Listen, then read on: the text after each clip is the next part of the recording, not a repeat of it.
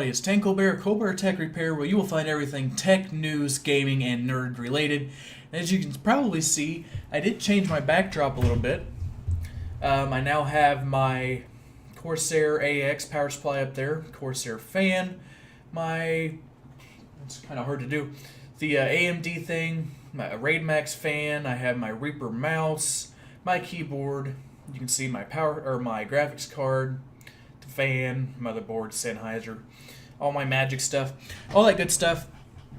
I thought that was just a little bit of a change. It will be changing again in the future because I am moving very, very soon, hopefully, and I'll have a much bigger studio. But this video today is for that test bench I built a long time ago.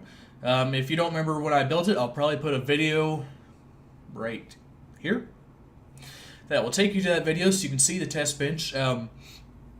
It has a Asus Sabertooth motherboard, a FX 8350 chip, 16 gigabytes of Corsair Vengeance 1600 megahertz RAM, a Thermaltake 850 watt power supply, and I am just using the stock cooler on the AMD right now because I am going to be testing it against a Noctua NH U12S when I start doing some overclocking. So I got the test bench all benchmarked and ready to go, and I'm going to throw up some graphics for you here while I talk about this. The stock idle temp on the 8350 was 44 degrees Celsius. Now that is really, really high for a stock temp, but it is with the stock fan. I made sure to even take it off and put new thermal paste on, and it's still averaging around 44 degrees Celsius. Now, I ran it under Prime 95, and under load it got upwards of 70 degrees Celsius. So I stopped Prime 95, and I will not let it load like that. And that is at the stock clocks. There is no overclocking there. Now, with my GTX 780, at the stock speeds at idle, it idles at 25 degrees Celsius, and under load, it did not go above 60 degrees Celsius with the ACX cooler. So that is very good. Now, that is not bad, but I decided I would go into Valley Benchmark and see what my stock Valley Benchmark test would be. So, I'll throw up another graphic here. My stock Valley Benchmark, the graphics were set at 1150 megahertz on the clock. The memory clock was 3004.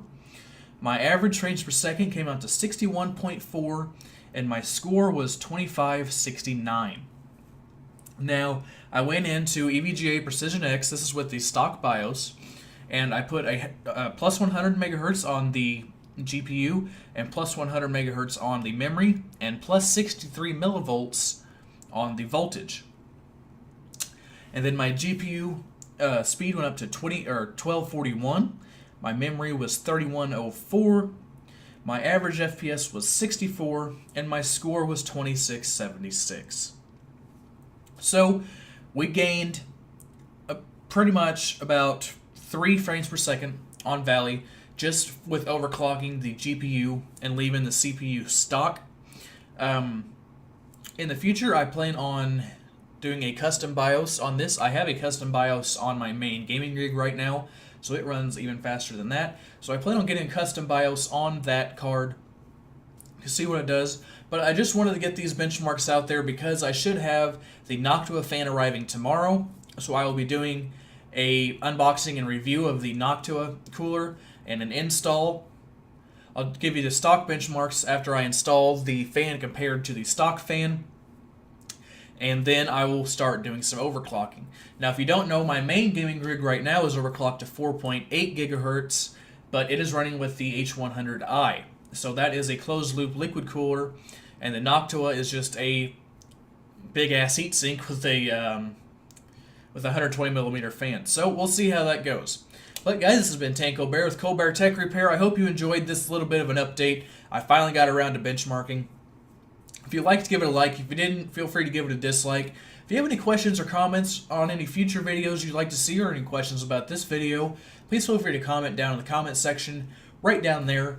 You can find me here on YouTube. You can find me on Twitter at TanColbert92. And you can find me on Facebook at facebook.com/ColbertTechRepair. See you guys next time.